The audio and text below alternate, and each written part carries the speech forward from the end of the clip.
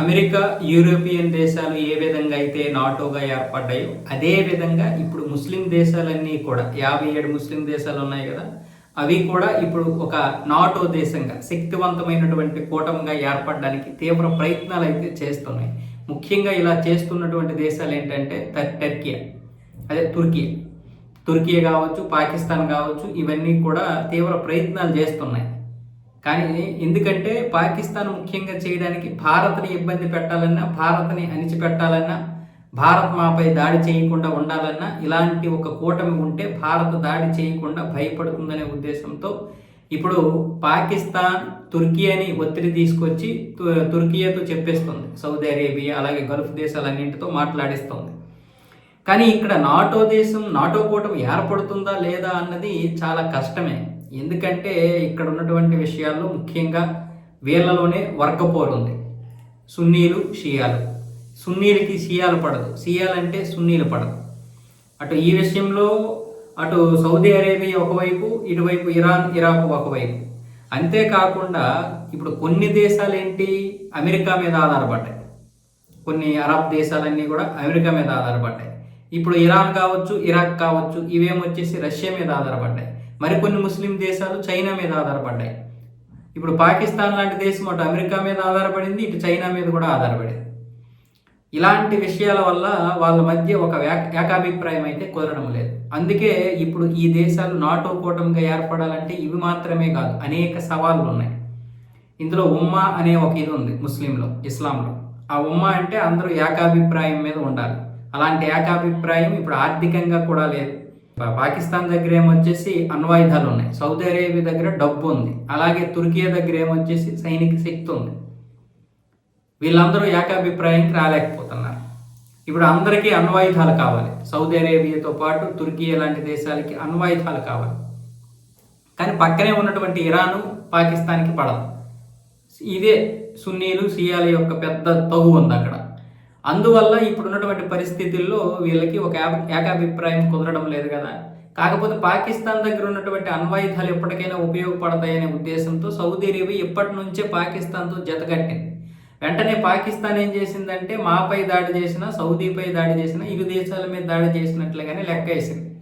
కానీ మరి మొన్న ఆఫ్ఘనిస్తాను, ఇటు పాకిస్తాన్ మీద దాడి చేసినా ఏమనలే, ఇద్దరిని సైలెంట్గా ఉండమని చెప్పింది. ఇప్పుడు ఉద్రిక్తత పరిస్థితులు వద్దు, అది శాంతిని నెలకొల్పే విధంగా ఉండాలన్న విధంగా మాట్లాడింది తప్ప ఎక్కడా కూడా ఆఫ్ఘనిస్తాన్కి కనీసం హెచ్చరికలు కూడా జారీ చేయలేదు.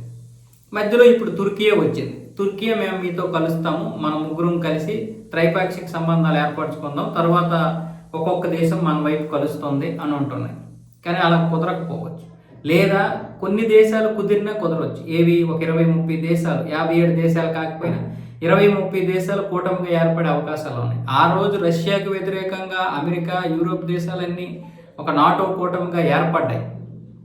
కానీ అన్ని క్రిస్టియన్ దేశాలు ఏమి కలవలేదు కదా. ఇప్పుడు అదే విధంగా అంటున్నారు, ఆ రోజు క్రిస్టియన్ దేశాలన్నీ కలిసి నాటోగా ఏర్పడలేదు, కేవలం కొన్ని దేశాలు మాత్రమే నాటోగా ఏర్పడ్డాయి. 10-12 దేశాలు నాటోగా ఏర్పడ్డాయి. ఆ తర్వాత మరి కొన్ని 20 దేశాలు ఎన్ని వచ్చాయి. మొత్తం ఇప్పుడు 32 దేశాలు నాటోలో ఉన్నాయి. అందులో తుర్కీ కూడా ఉంది, 1952లో చేరింది. కానీ ఇప్పుడు అమెరికా తీసుకుంటున్నటువంటి నిర్ణయాలన్నీ కూడా వ్యతిరేకంగా ఉన్నాయి, ఇస్లాంకి కావచ్చు, ముస్లిం దేశాలకు కావచ్చు. అందుకే మనమే ఒక కూటమిగా ఏర్పడితే బాగుంటుందనే ఉద్దేశంతో తుర్కీ ఉంది.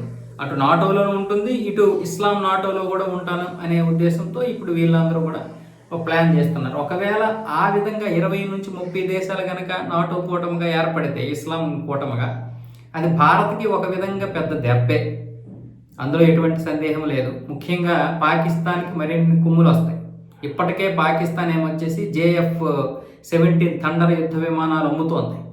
ఈ విషయాన్ని మనం అంగీకరించాలి. ఈరోజు పాకిస్తాన్ కూడా తన యుద్ధ విమానాలను అమ్ముకునే స్థాయికి వచ్చిందంటే వెనక ఉన్నటువంటి ఆర్థిక పరిస్థితులు ఏమైనా కావచ్చు, ఆర్థిక సంక్షోభం కావచ్చు, ఏదైనా కావచ్చు. కానీ ఈరోజు చైనా సహాయంతో అమ్మగలుగుతోంది కదా, అది మనం కాదనలేము. కాబట్టి ఇంకా పాకిస్తాన్ని మనం ఎండగట్టాలి, ఇంకా పాకిస్తాన్ని మనం ఇంకా దాడులు చేయగలగాలి పాకిస్తాన్ మీద. ఆ భయం అటు అమెరికాకి, ఇటు చైనాకి కూడా ఉండాలి. అలాగే ఎప్పటికీ కూడా పాకిస్తాన్ భయంతో అమెరికా, చైనాలు రెండూ కూడా పాకిస్తాన్ దగ్గర ఉన్నటువంటి శాంతం నాకేస్తాయి. ఆ తర్వాత పాకిస్తాన్ విడిచిపెడితే పెడతాయి, లేదనుకుంటే అప్పటికీ కూడా భారతదేశం మీద పట్టు సాధించాలి, భారత్ని ఇబ్బంది పెట్టాలనుకున్నప్పుడల్లా కూడా పాకిస్తాన్ అవసరం ఉంటుంది కాబట్టి చైనా, భారత్, అమెరికాలు ఇప్పటికీ కూడా ఆ దేశాన్ని పట్టుకొని అలా వేలాడుతుంటాయి. వాళ్ళు ఏదో పెద్ద సహాయం చేస్తున్నట్లుగా ఇది ఇది పెద్ద ఊదర కొట్టేస్తుంటారు.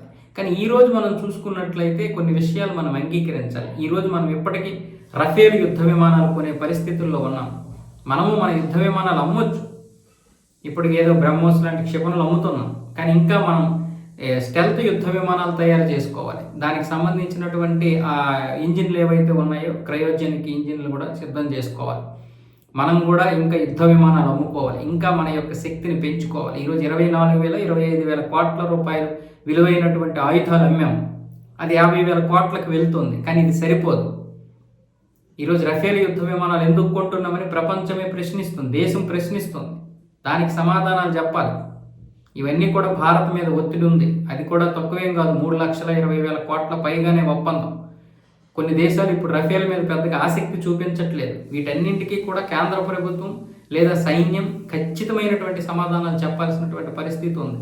ఇటువైపు ఈ పరిస్థితులు, అటువైపు ఏమొచ్చేసి అటు నాటో కూటమి అంటే దాన్ని కూడా మనం ఎరగొట్టే ప్రయత్నాలు చేయగలగాలి దౌత్యపరంగా. అవి ఏకమయ్యే విధంగా చేయకూడదు. ఇస్లాం దేశాలు ఏకమయ్యాయి అంటే అది ప్రమాదమే.